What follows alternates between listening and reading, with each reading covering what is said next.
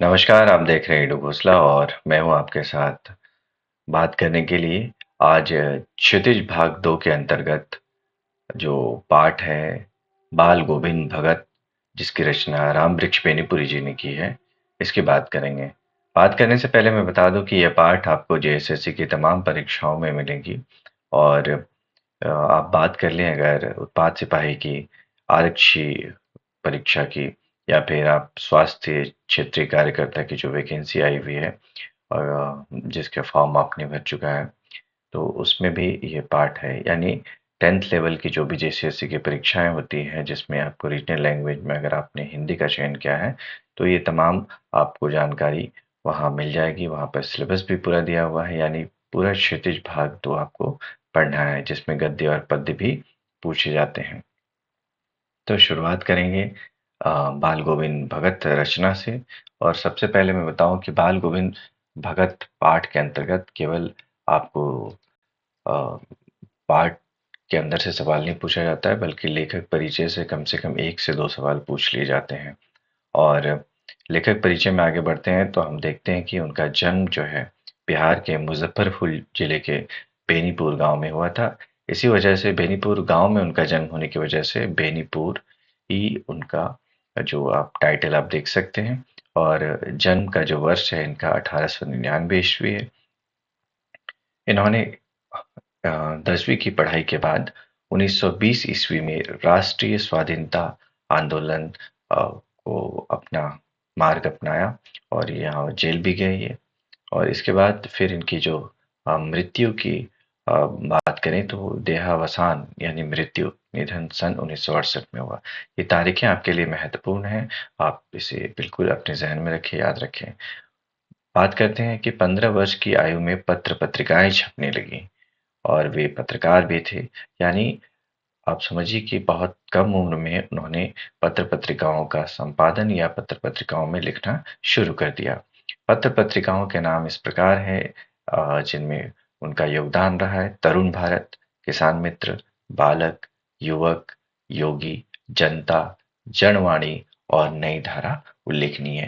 ये तमाम पत्रिकाओं के नाम आपको याद रखने होंगे ताकि आप परीक्षाओं में इनका जवाब दे सकें। प्रश्न आपके इस तरह पूछे जाएंगे कि इनमें से कौन सी पत्रिका राम वृक्ष बेनीपुरी जी के द्वारा अ, अ, रचित है। तो आपको यहाँ पर जवाब देना होगा। फिर इस तरह से बात करते हैं कि इनका जो पूरा साहित्य यानी अपने जीवन काल में जितनी भी रचनाएं इन्होंने की हैं, वह बेनीपुरी रचनावली के नाम से 8 खंडों में प्रकाशित है।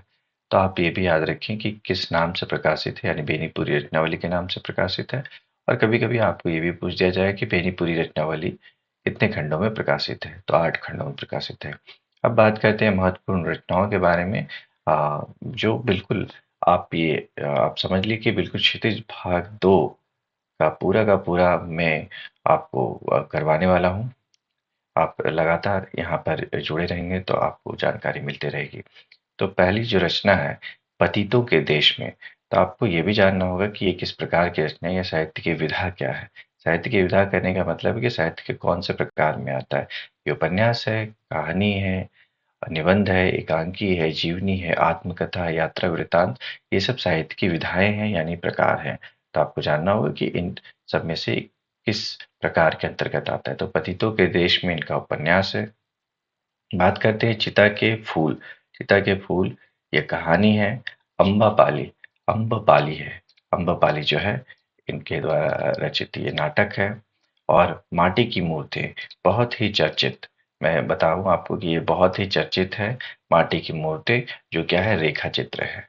बिल्कुल आप इनके साहित्य की विधा भी जानिए। और पैरों में पंख बांधकर ये यात्रा वृत्तांत है। यानी इन्होंने अपनी द्वारा की गई यात्राओं का वर्णन इस रचना में क्या है। जंजीरें और दीवारें ये संस्मरण है इनकी, साहित्य की विधा संस्मरण है। ये तमाम चीजें आप याद रखिए। और बात करें आगे कि एक प्रश्न हमेशा पूछा जाता है कि कलम का जादूगर किसे कहा जाता है। तो राम वृक्ष बनीपुरी जी को कलम का जादूगर कहा जाता है। अब ये सवाल उठता है कि यहाँ पर कभी कभी परीक्षार्थी जो है बड़े संशय में रहते हैं इस बात को लेकर के कि कलम का सिपाही और कलम का मजदूर ये 2 चीज़ें हैं जो प्रेमचंद जी के लिए प्रयोग की जाती हैं।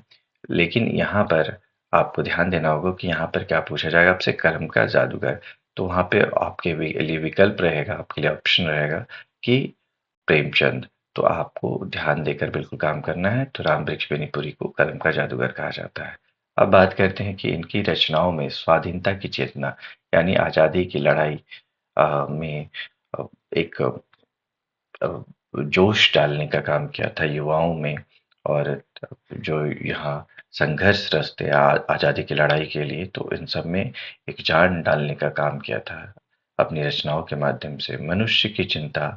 मनुष्यता की चिंता करते हैं वास्तव में कि इंसानियत कहाँ जा रही है, कैसे जा रही है, अपनी रचनाओं के माध्यम से। इसके बाद है इतिहास की युगानुरूप व्याख्या, यानी इतिहास की उसके युग के अनुरूप यानी युग के आधार पर उसकी व्याख्या ये करते हैं। इस तरह से आप देखेंगे कि राम वृक्ष बेनीपुरी जी के बारे में जो लेखक परिचय है, यानी इनके जीवन के बारे में, इनकी रचनाओं के बारे में हम देख चुके हैं। और ये जानकारी आपके लिए बहुत महत्वपूर्ण है। और मैं समझता हूँ कि इसी तरह से सवाल आपकी परीक्षाओं में पूछे जाएंगे। तो आप सभी परीक्षार्थियों से मेरा निवेदन है कि बिल्कुल इस क्लास को आप ध्यान से देखिए और छोटे-छोटे नोट्स आप तैयार कर सकते हैं। ये आपके सिलेबस फिर से मैं एक बार दोहराना चाहूँगा कि जेएसएससी की जो प्रतियोगिता परीक्षा है, उत्पाद सिपाही की बात करें, आरक्षी की बात करें या फिर स्वास्थ्य क्षेत्र कार्यकर्ता की बात करें, तो इन सभी परीक्षाओं में के सिलेबस में क्षेत्रीय भाषा यानी पेपर 2 के अंतर्गत आपको ये पढ़ना है, हिंदी के अंतर्गत। तो आप ऐसे ही जुड़े रहिए क्लास से और अगली क्लास के साथ हम जल्द उपस्थित होंगे। आपका एडू घोषला से जुड़ने के लिए बहुत-बहुत धन्यवाद।